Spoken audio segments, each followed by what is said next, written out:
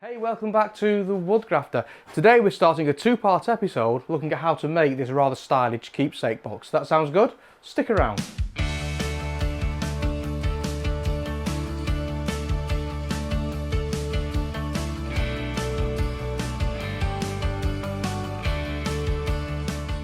So before Christmas I made my wife this rather stylish keepsake box. It's got an oak lid, it's got this nice chalk paint finish on the main box, and I engraved it with Sarah's baking box on the top, which belies what's inside here, which are all the bits and bobs she uses for baking. The problem was I didn't have a lot of time and I rushed this, and I've never been happy with this thing that I made.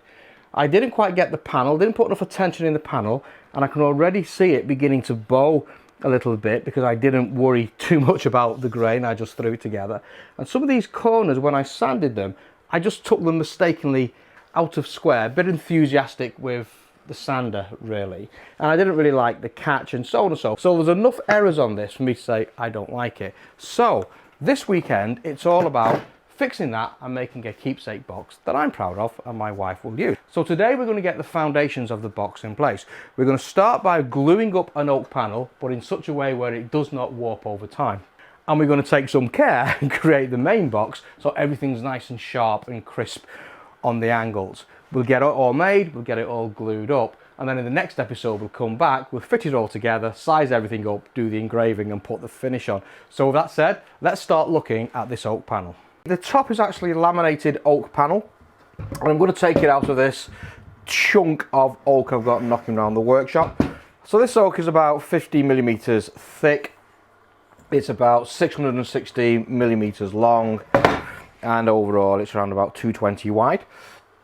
It's actually an offcut that came from the coffee table that we did some time ago. I'm not sure if you've seen that series or not. And I always like to recycle the wood. So with this being 50 millimeters-ish thick, you might look at this and say, hey, what I'm going to do is I'm going to slice it in that sort of way. So I'm going to go to the bandsaw and take multiple slices, each one a little bit thicker than I need, and then I'll bring it down to smooth. But that's not what I'm going to do, and the reason I'm not going to do that is I want the top to be stable. You can see the grain pattern here. You can see that was the center of the tree, and you've got these rings going out from that center. And can you also see the curve, the bow in this piece of wood? It's bowing in there and it's bowing out there. Now this piece of stock has obviously been plain cut, it's just been sliced down through the tree in chunks. Now if I just take a slice across this in this direction and then just level it up so it's flat, this bow will come back in. There's still moisture trapped inside this, and although it's dried out pretty well, there's still moisture trapped inside. And when I release that next surface, that will dry out even further, and this bow here will come back. So over time the lid of your box is going to start to bow like this, and that's not really what we want. So what I'm going to do is rip it in this direction like that, and I'll end up with slices of timber going down, and then I'll turn those sideways and laminate up. Now that gives me the opportunity to orientate the grain, but it also gives me a much stronger grain pattern for that type of lamination, and it'll avoid that wavy effect over time. Now we know that the thickness of our top is a nominal 15 millimeters, and we know that this is about 220 millimeters. So I'm going to cut this down to 20 millimeter chunks, and then when I laminate them up, I've got an unfinished top of about 20 millimeters thick that we can then bring down to the 15 millimeters. And that's no harder than ripping this down by your chosen method across the length of the board. There's a variety of ways you can do that. You could use a track saw, you could use a table saw, you could cut it by hand. My preferred method is going to be on the bandsaw, and the reason is it reduces kickback. It's a reasonably long run and it's a reasonably thick piece of oak, and there'll be tension inside this wood that I don't know about yet. So as I start to rip this, there's a chance it could start to pinch on the blade, give me kickback, give me problems. You don't tend to get that kickback problem on the bandsaw, and a bandsaw is my preferred tool for resawing stock, and that's exactly what we're doing here. So I'll go to the bandsaw and I'm going to rip this down to 20 milli slices all the way across this board, and then I'll come back together, look at the next phase.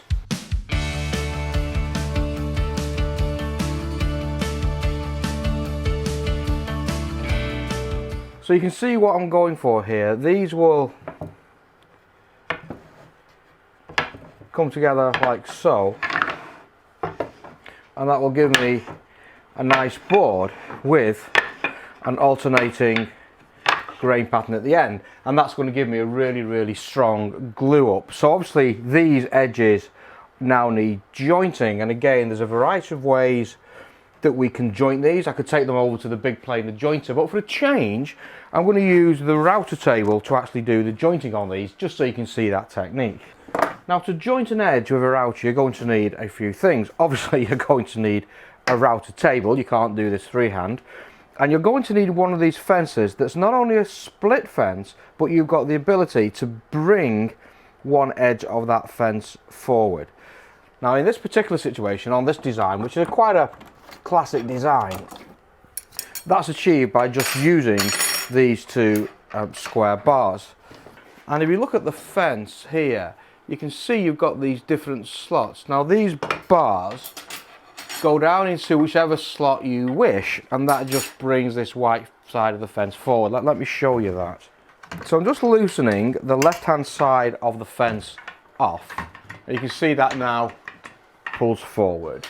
And I'm going to drop these in to that slot there and into that slot there, just making sure that obviously they're in the same depth of slot. I don't have any angle on that fence. Now if we look down here, you can now see that this fence here is offset by this fence here. You see that? Cool. So that's what you want to achieve. You then want to get your outer bit and put the widest part of the cut towards you and bring the fence forward, and then using a straight edge you want to get this left hand face, the one that you've offset, to be flush with the widest part of your router cutter,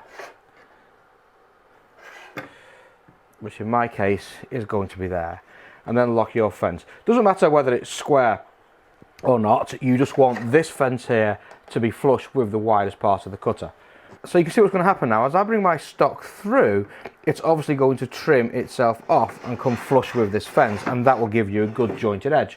So exactly the same principle as the big planer jointer works on, where I've got the two beds on that offset. It's exactly the same principle. So I'm just going to raise up the cutter so now it's an appropriate height. I'm just going to drop in a feather board, and that will just make sure that everything stays nice against the fence. And that is now set up beautifully for the cut. And what you end up with is a beautiful flat surface.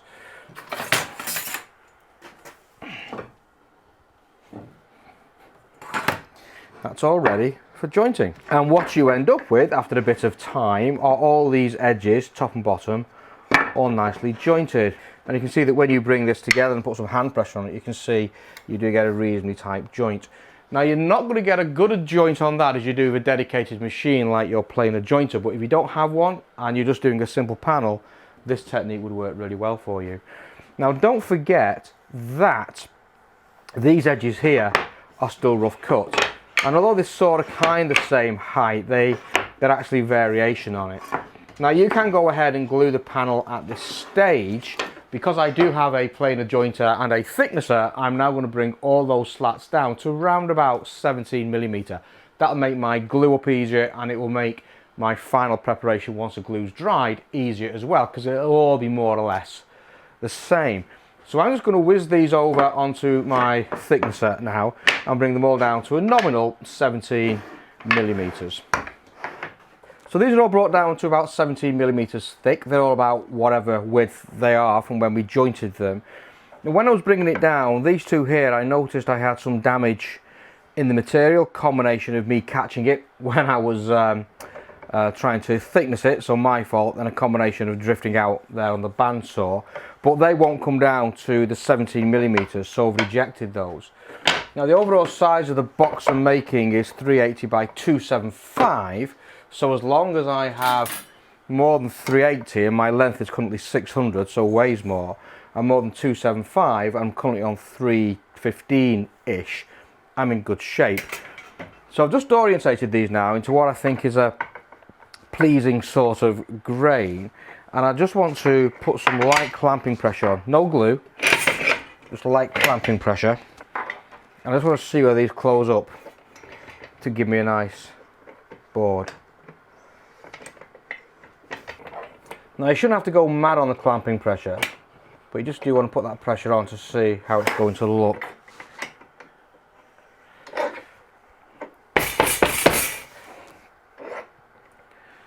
And what I'm looking for is will I get any gaps when this is glued up. And that looks pretty good to me. It looks like I'm going to get quite a nice slab. Right, let's get this thing glued up and put on one side. So my technique, glue on this edge, fold it down, glue, fold, glue, fold, glue, fold, glue, fold, glue, fold, glue, fold in the other way. So I now understand exactly what I'm going to do. I'm good to go. So we can now get this glued join made.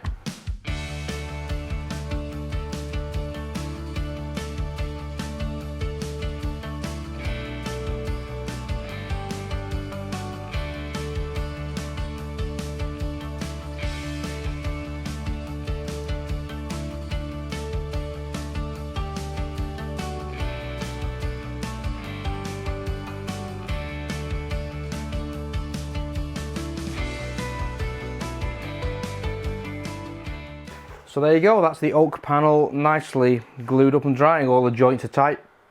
So we're going to put that on one side now for 4 hours or so to really let it harden up. You could take it out the clamps in about 2 hours. I like to overdo things, it just makes that joint really, really tight. And I've never ever had one spring apart on me, ever. But I also think that if you work on it too quickly, because we've got to cut this down, I want to engrave some letters on the top of it. If you cut this down too quickly, I do think you weaken the joint. So I'm going to let the glue go off, and while the glue is going off, we're going to turn our attention to the box assembly. Now the box is actually made of MDF, and you can see I've already got a number of pieces of MDF cut. Now these are whatever length they are, but they're all 120 millimeters high. Now I use the new benchdogs.co.uk parallel guide system to cut this, and here's a link to the video where I actually cut these. I use that as an example of how that system worked. But I've ended up with a number of these, all 120, all looking rather beautiful. Now our box is going to be 380 millimeters long by 275 millimeters wide. So I want to cut the two side pieces and the two end pieces out of this MDF. So I'm going to get one of the sides at 380 out of one piece. I'll get the other side out of another piece, and then I'll get the two end pieces out of a third piece, so I can maximise the stock reasonably well. I'm just checking that these all look reasonably good. And as you can see, this is 12mm stock I'm using for the sides. There is going to be a base in this, 9mm base that I'm going to recess into this one, but for now, let's get these cut down to size. You probably can't see, but there's a slight flaw here on the MDF where it's just been sort of pulled when I've been playing with it. So when I see things like that, I want to check I can just cut it off so it's not on the final project, and that's going to work pretty well for me. So we're going to get rid of that, making sure everything else is looking reasonably okay. And again, there's another little bit here on that piece, just there. Perfect. So once again, so I'm just going to put a circle around that. So look, I've got a problem there I want to avoid, and I've got a little problem here I'm going to avoid. And similarly on that end there, I've got a small problem there at that end. So I'm going to trim both those ends off first of all. That will just give me nice clean ends here to work with, and it still gives me enough to actually get the main piece out of the 385 and avoid those two end pieces. I'm going to nominate a reference side. You're my reference side, you're my reference side, you're my reference side, you're my reference side. And just on this one, you're my reference side as well. And that means whenever I make any cuts, I'll always reference this against the fence. Now the end we've just cut, we're going to reference against the flagstop, and the same reference face against the fence.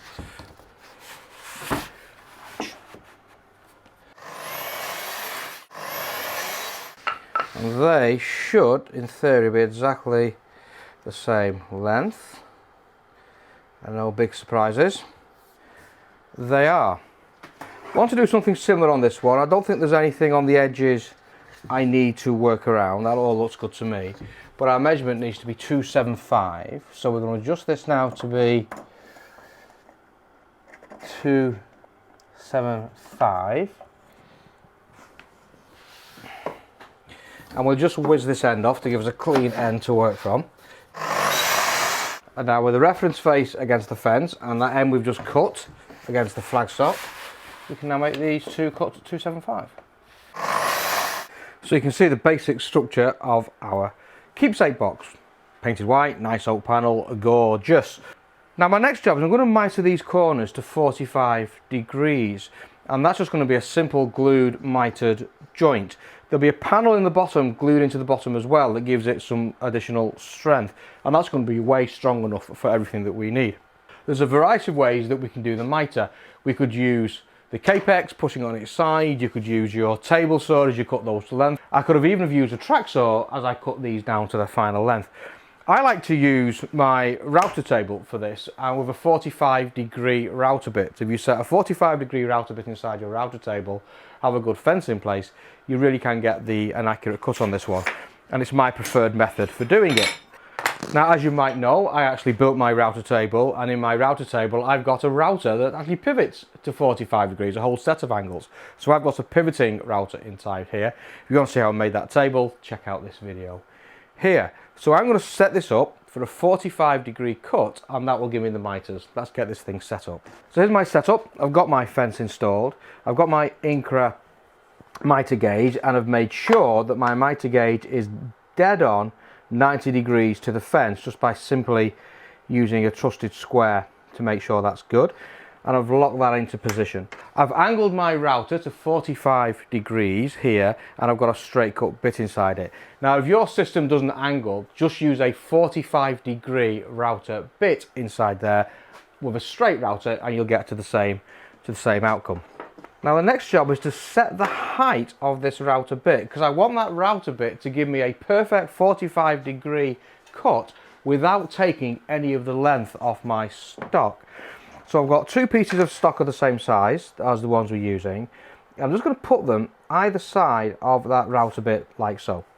I'm going to come in with a small steel rule and push that against the router bit. Now what I want to be able to do is I want that steel rule to be flush against this fence and the router bit at its highest cut just kissing that steel rule. So this is at its highest cut. I'm just winding the router bit down until my steel rule can touch the fence. And now I'm just going to lift up my router bit until that steel rule just starts to move, which is going to be there. Down a little bit more.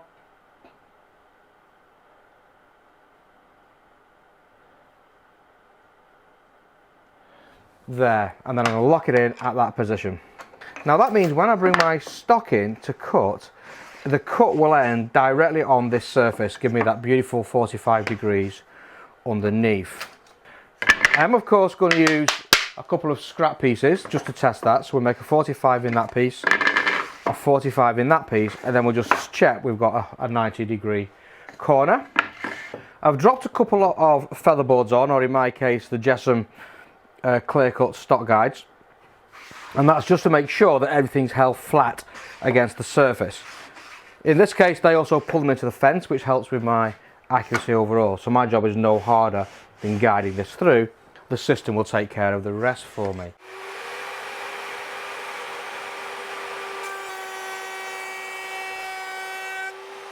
And in theory this should now give me a nice 90 degree joint. So I just want to check this for squareness. A couple of dogs here in these holes, and just this bar here from bench dogs in that hole. Push it up against those dogs, against that, and bring that joint together. So I'm just going to come in with my longer square. I'm going to push the blade into those two dogs and the foot into this bar here. So push it there and push it there, and that joint there at the bottom should be nice and tight, and it is. So that's going to be a good joint. So we're happy with that. Excellent stuff.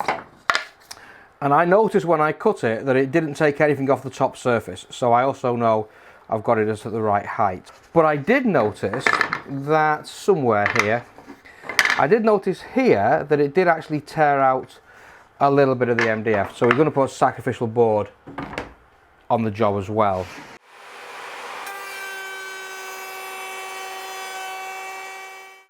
So the next job is to actually make the panel that's going to sit in the bottom, and again that is no harder than some MDF. Now the base of our box is going to be 9mm MDF. I'm just using this sheet I've got. You see I've been using it as a bit of a chalkboard for explaining things.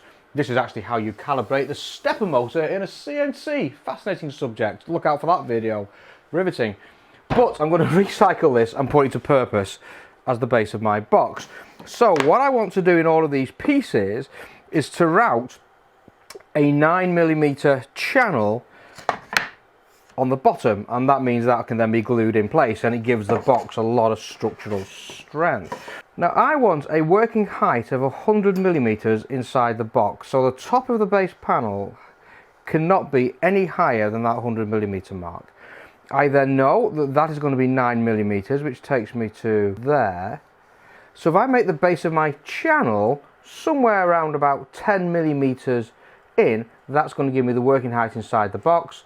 It's going to allow for that channel I'm talking about and still give me enough material underneath it to give it some structural integrity. So therefore we want this inside cutter of the router bit to run against that line. So therefore that cutting face there wants to be 10mm away from the fence.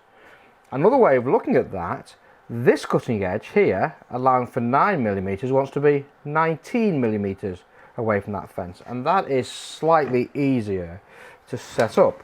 So I'm turning this router bit now, so the widest parts of the cutter is to me, and I'm going to set that fence up so it's flush against there, and then I can bring in an appropriate gauge,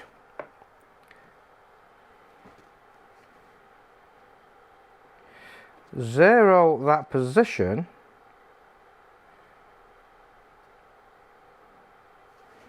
and now I can just simply move this fence back by 19mm. 19.01. I'm not going to quibble. Now I've now locked that into place, and therefore when I come in with my board, that's going to put that in exactly the right place. I don't want it that high, so let's lower that down a little bit. So again, I'm going to use my gauge, zero it on the fence here for 5.26. Cool. Then lock that into place. So this is now set up. It's simply a matter of coming along and making that cut. As always, we'll use our two scrap pieces of stock here. Now first thing I wanted to check, am I in a good place? I wanted 100mm on the inside. Oh, and I'm glad I did a scrap piece. That's at 99, that's not enough. So I need to move this fence in by a millimetre. The groove's not gone all the way through the mitre, so when the mitre's together you don't see the groove on the outside edge, which is perfect. And there you go, and as you can see that makes a nice tight joint, not even glued yet. That's looking pretty good. Once that's all nicely glued and clamped into place, happy days. So the only adjustment I want to make is I want to bring this fence forward a couple of millimetres. All our pieces now have the cutout there for the base. I'm going to tidy away the router and we'll look at the next step. So I'm going to make a clean cut first of all. That's going to give me a reference edge, and then we'll come in and we'll do the next step. These are the long pieces. These are about 380-ish. And what I want to do now is to measure how long our groove is. So I'm looking at that length overall on that groove, and that's coming at about 367-ish. So we'll make our board 365 long. This one should be the same, he says confidently. Yep, it is. And then the width of the board, no surprise, we'll make this groove here. So we'll make the width of our board, that's 262. That's about 262-ish, so we make it 260. Now I want to reference the cut that we've made against the fence. However, this board's a little bit too wide. It's just fouling on the dog here. So I'm just going to quickly just trim this down. And now I can slide this under my rail, bring my flag down to the 365 mark, and slide that back again, and make our cut. Now I want to keep track of that edge that we've just cut, because we know, in theory, that this is now a square corner. So putting the reference edge we've just made against the fence, I can now come in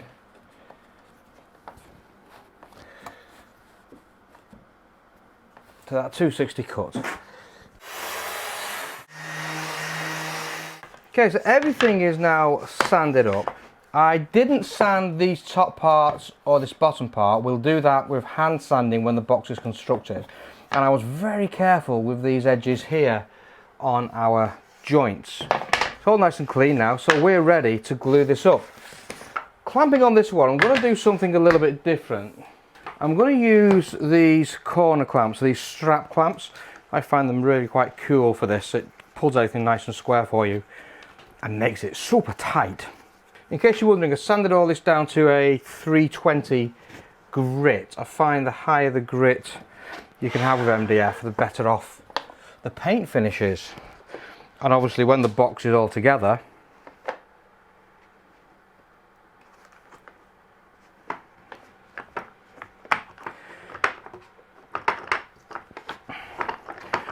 I won't be able to get inside to sand. So sand before you glue, I think, is a simple message here. And that will glue up nicely. And what I care about is all these joints here inside being nice and smooth. I don't want any obvious ridges and gaps. Let's get this glued. So obviously it's gluing all the channels, glue on all the miters, and we bring it together. I'm not going to put glue on the base. It'll pick up glue anyway. Now don't forget that MDF is pretty porous. So, and this is not waterproof MDF, this is just standard big box cheapo MDF. So the glue is going to soak in somewhat, especially where you've not sanded it down to that high, sanding thing. You can see here it's soaked in. So just leave it for a few seconds and then just run another bead down that.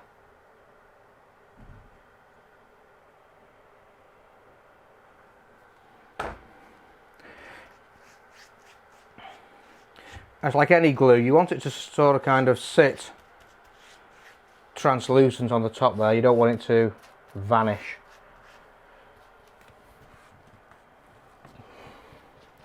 Into the wood. Cool, and that's what I'm looking for, that sort of translucent layer. Then you can come into the sides.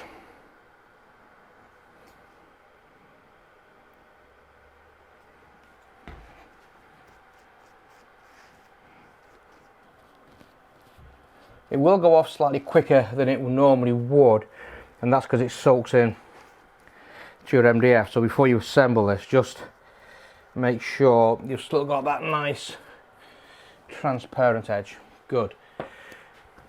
Get this thing together. Now the other thing about MDF, it almost creates a vacuum with the glue as it soaks in. It creates a vacuum, so you do need to move a little bit faster than you normally would. And don't panic, but just don't mess about. Because the minute it starts to suck and soak into the wood, it does create a bit of a vacuum. The other thing it'll do is slightly expand as well on those joints. I'm working from the bottom, making sure that all these corners here are all lined up there on the bottom. That looks pretty good to me. And then we'll come with one of our clamps.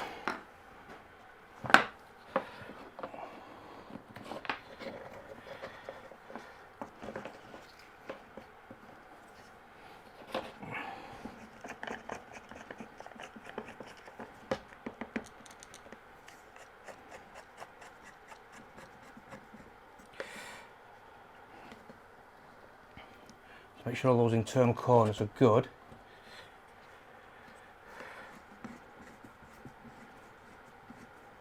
What I like about these corner clamps here, they put even pressure on all the time, so it does actually pull itself square. These are actually picture frame clamps, but I absolutely love them. Variety of makes, these are Stanley, no particular reason, just what I saw when I was after some. You can see now that those corners there have really pulled in beautifully tight. Good. Just going to give that a little bit of a wipe down here, just get the glue off this base, because look at that for a joint. I don't want it to stick to my board. Okay, cool. Now I'm going to work on this top one. Again, just going to bring those corners in. You see they've already pulled nice and tight here. That's good.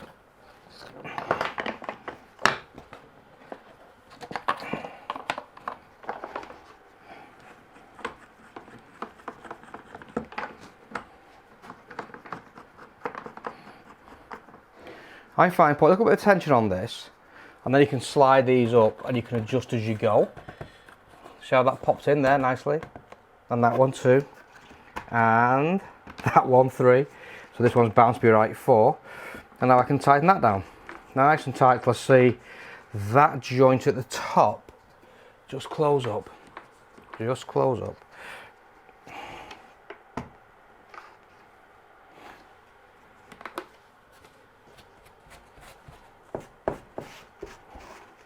And that's what you're looking for, those beautiful, nice, tight joints. Now, as you put clamping pressure here, and you put clamping pressure here, there's a tendency for that middle piece there just to bow out a little bit, which is why I come in with a third clamp and put it round the middle. And this is where those straps really get in your way.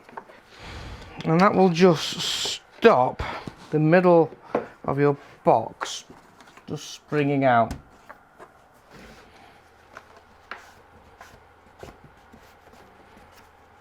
And I will leave that to dry for a few hours as well. So there you go, that's pretty much it for day one of your weekend build. So what we've got the box all sorted out, all square, all glued up, all drying. I've got the oak panel all glued together and all drying as well. Next job is to take everything out the clamps, clean all the glue off, get the oak panel flat, and then fit the top to the box that we've made. We'll look at that, how we're going to do the finishing and how we're going to do the engraving on the top in the next episode. See you soon. Take care.